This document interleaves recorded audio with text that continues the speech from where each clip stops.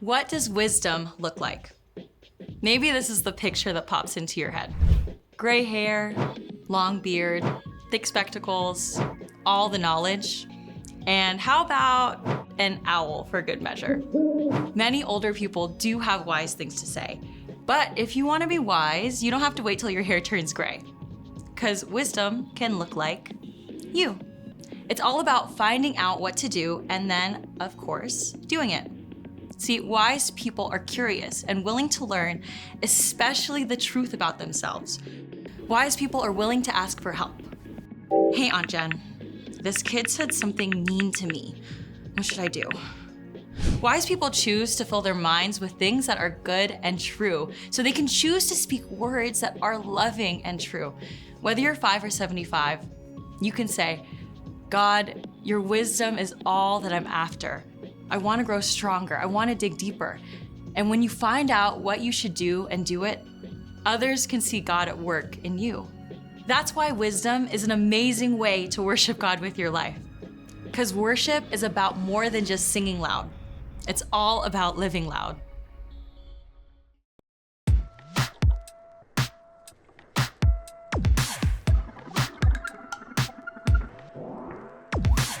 I've got so many questions. There's so much to learn that I don't know. I don't have a direction, but God, I know you'll show me where to go. You help me to see the best I can be. Now there's no stopping me. I wanna go further, I wanna go faster. God, your wisdom is all that I'm after. I wanna dig deeper, can't wait any longer. God, I know that you're making me stronger. Further, faster. I wanna go further. I wanna go further, faster. I've got so many questions. There's so much to learn that I don't know. I don't have a direction.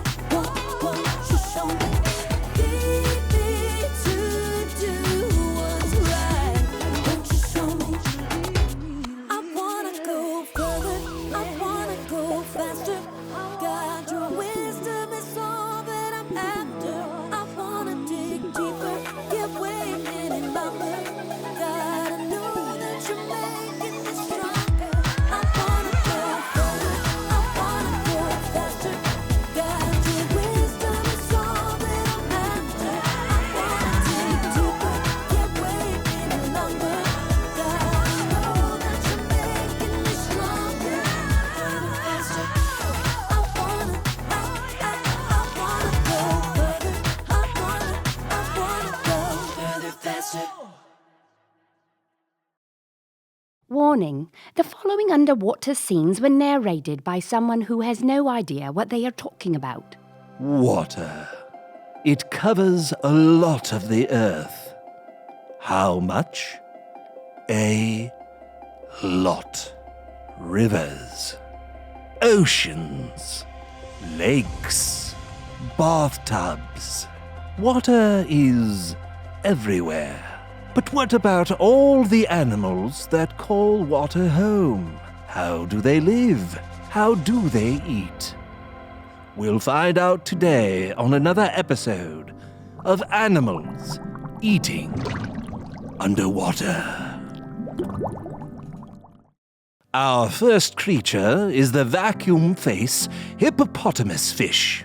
As you can see, they eat grass while trying to vacuum the sea floor. But don't worry, there will be no crumbs left over with our next underwater animal. The grumpy McGrumpersome get off my lawn old man fish. Don't get too close or you may just become dinner. A close relative to the grumpy McGrumpersome fish, and that also has an incredibly unique eating style, is the Brandon. Notice he keeps the sandwich fresh. Scientists are still debating on how this prehistoric creature collects all of the different ingredients from all over the world for a single meal. One theory is... Will you please? I'm trying to enjoy my lunch in peace. And this doesn't make sense. I'm not even underwater.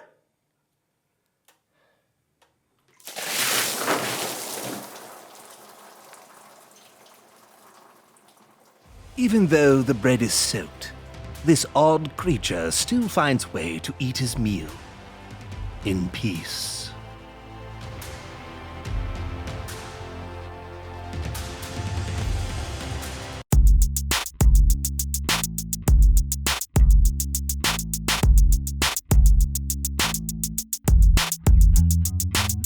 Hello, everyone. I'm Brandon. I'm John. And welcome to the So-and-So Show.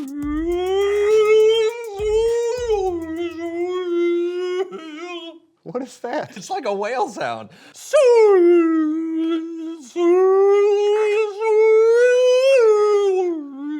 Okay. I just think it's crazy, the sounds whales can make. Oh, no, it's true. I'm like dolphins.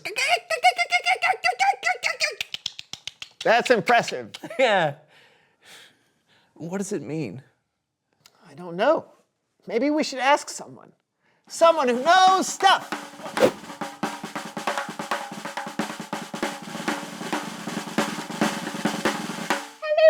Well, hello. Come in. I'll just swim on over to ya. Whoosh, whoosh, whoosh. Well, you can dock yourself right here. Thank you so much. And thank you for being on the show. Can you tell our viewers who you are and what you know? Oh, certainly. My name is Janet Crusto, and I'm a cetologist. I study whales.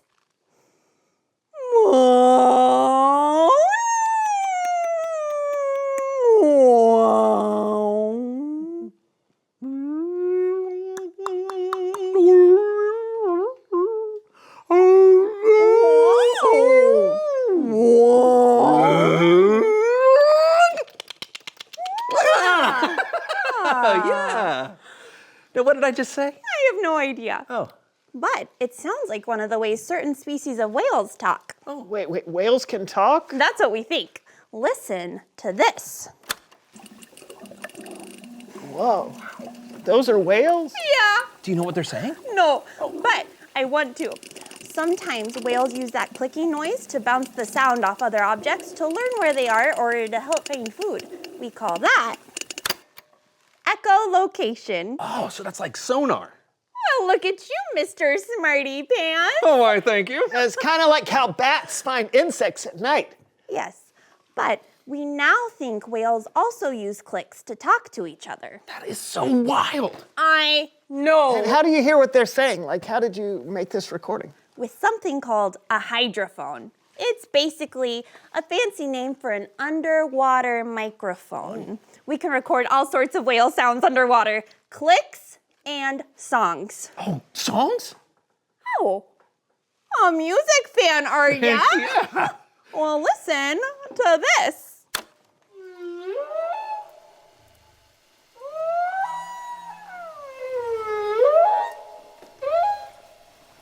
This is my favorite part.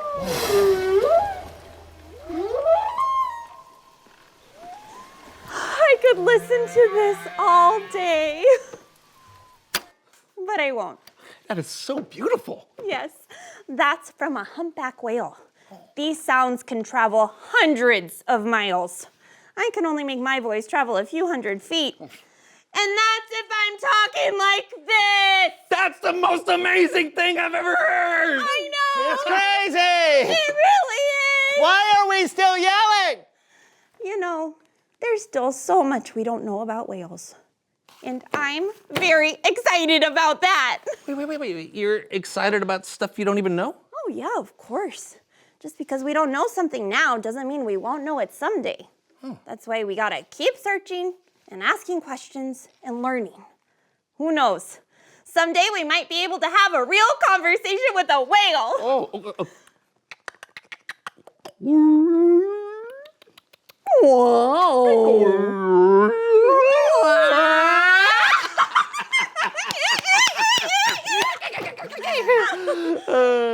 You have no idea what you just said, do you? No. Okay. Thanks for coming on the show today, Janet. Oh, you betcha, anytime. That was awesome. That was awesome. Okay, but now,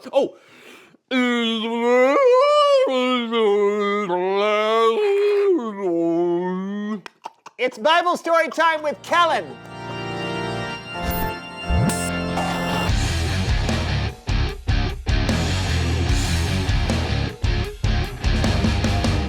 Hey, Kellen, how's it going? Pretty good, pretty good. You got a story for us today? Do I love a cheese omelet for breakfast with a side of fresh fruit? Yes. I sure do. Well, then take it away. Our story today comes from a book of the Bible called Luke. Luke is one of 4 Gospels, the first 4 books of the New Testament, where we learn the good news about Jesus. When Jesus was just 12 years old, he went to Jerusalem, a crowded city brimming with travelers from miles around. What would happen if a 12-year-old boy had to navigate this teeming metropolis all alone?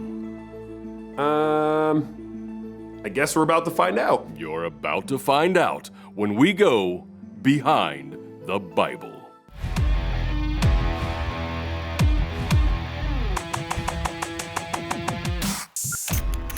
Every year, Jesus' family traveled to Jerusalem to celebrate the Passover feast, an annual celebration where Jewish people from all over the world remember how God freed their people from slavery long ago.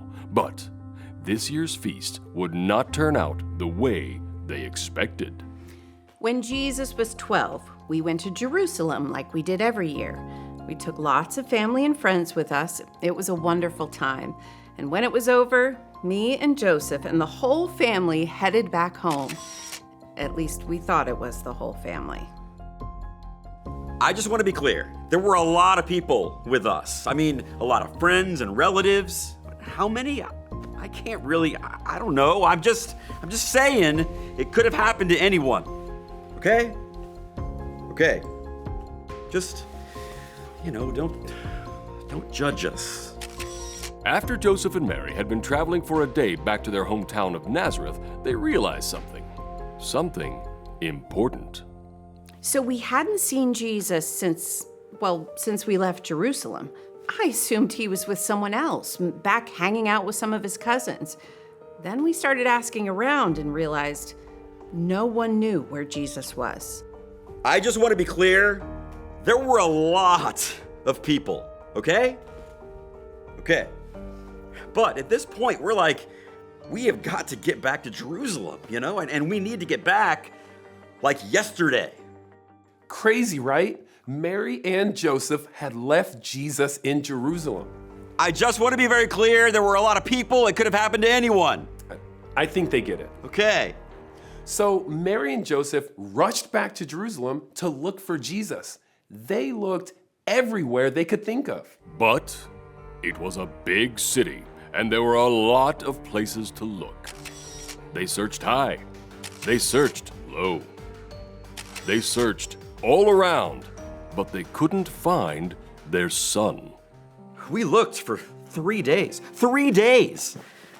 We were so worried. But just to be clear, there were so many people. Finally, one of us, I don't remember who, thought to check the one place in Jerusalem we hadn't looked yet, the temple. The temple was a holy place where people could go to worship and honor God. Would Mary and Joseph find their son there? Oh my! If you could have seen the look on their faces when they came into the temple courtyard. They were worried sick, of course. I mean, who wouldn't be? But their son, Jesus, he was just sitting with us and talking and asking questions like it was no big deal. Oh, my heart jumped through my chest. I was overjoyed. I was exhausted and I was a little angry, but Jesus seemed completely calm, just talking to the priests. No one would have thought that Jesus, a 12-year-old boy, would want to spend his time at the temple talking to the priests. But that's what Jesus did, and the priests were very impressed. Oh, let me tell you, this kid was amazing. Never, ever have I seen anyone like him. To have that amount of wisdom that he had at that age, just incredible. He asked the most amazing questions. And then after he asked the questions, he listened. And then we'd ask him questions. And his answers. Wow. That's all I got. Just wow. Never seen anything like that. Ever. Never will, probably. As relieved as we were also a little frustrated. I remember Mary said to Jesus, "Why have you treated us like this? Your father and I have been worried about you. We've been looking for you everywhere." And then Jesus said something I'll never forget. He said, "Why were you looking for me? Didn't you know I had to be in my Father's house?" We weren't really sure what he meant by that, but I think about it all the time. I really do. Mary and Joseph returned back to Nazareth with Jesus, a family reunited once again. But their story was far from over. We'll have more next time when we once again go behind the Bible. Back to you, Kellen. Thanks. Even at 12 years old, Jesus knew how important it was to learn new things. While his parents were searching for him, Jesus was in the temple searching for wisdom, asking questions, and listening. And he kept learning as he kept growing.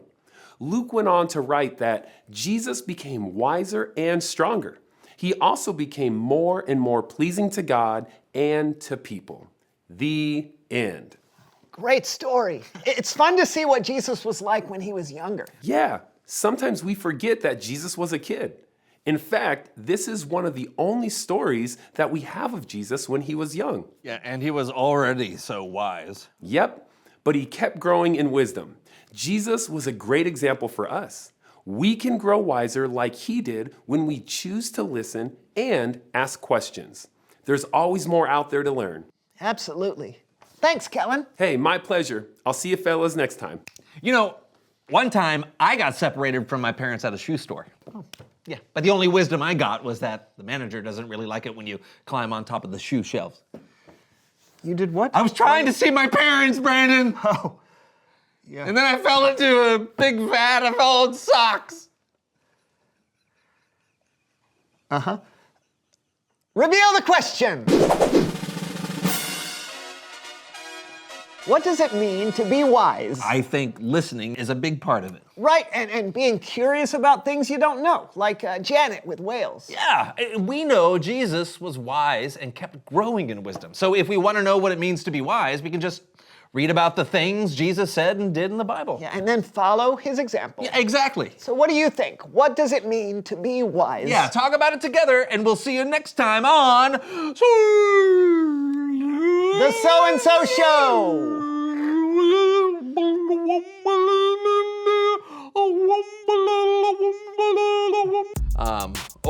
How about an eel? And this is what an eel says. Ready? Ready?